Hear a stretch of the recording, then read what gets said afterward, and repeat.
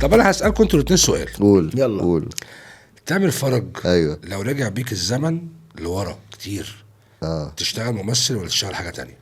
لا طبعا اشتغل ممثل طبعا، بس انا خلي بالك ان انا مش اصلا ممثل، انا الاول يعني انا حققت حلمي. انت مرشد سياحي، حققت حلمي ان انا ابقى مرشد سياحي، حققت حلمي يعني ان انا هل أبقى لو ممثل. رجع بيك الزمن هل كنت برضه تبقى مرشد سياحي ولا تبقى حاجه تانية خالص؟ لا طبعا ما اعرفش ابقى حاجه تانية خالص خالص. دي المهنه بتاعتك. ماليش حاجه تانية. شكرا، اكتفيت بالاجابه. استاذ عمرو رمزي، لو رجع بيك الزمن لورا فتره كبيره تبقى ممثل ولا تبقى مخرج ولا تبقى حاجه تانية خالص؟ لا هبقى ممثل، بس اعتقد ان انا كنت نص الحاجات اللي انا رفضتها بقى هقبلها، لانه اكتشفت انه يعني كان ما في كانش حاجات ينفع كتير، ترفض ساعتها. كان في حاجات كتير قوي ممكن تتعمل وما يعني ما تاثرش قوي يعني، او يعني حتى ادوار الاغراء يا عمرو. حتى ادوار الاغراء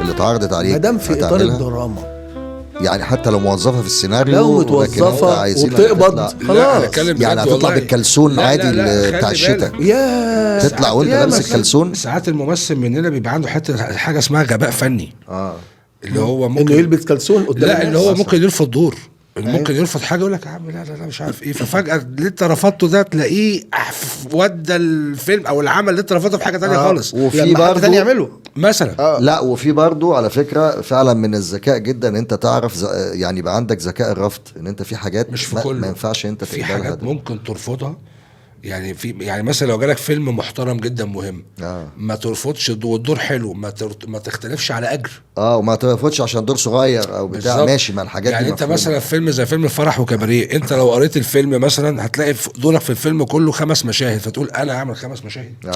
بس لما تيجي تتفرج على الفيلم على شاشة السينما وتشوف ال5 مشاهد دول عملوا ايه في الفيلم، فتقول ايه يا لهوي يا صدق ان انا يا ريتني. هل اتعرض عليك دور 5 مشاهد في فيلم كباريه؟ هنفهم ده من اللي لا انا كان نفسي يجي لي فيلم كباريه. اوكي. هل جالك كباريه مش لا فيلم؟ انا كان يعني فيلم كباريه من الافلام اللي كان نفسي يعني فيلم الفرح وكباريه من الافلام فعلا اللي انا كان نفسي يجي لي فيها شخصيه. يعني فيلم الفرح انا كنت اتمنى اعمل دور ماجد الكدواني. وصل الراعي الرسمي مهرجان النهارده الاستاذ